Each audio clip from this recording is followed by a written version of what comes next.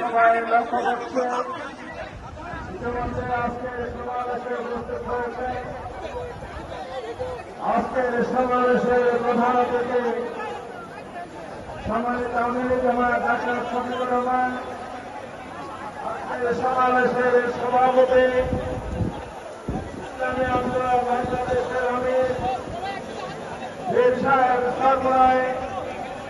মুফতি সৈয়দ রেজাউল করিম, বাংলাদেশ খেলাফত মজলিসের সংগ্রামী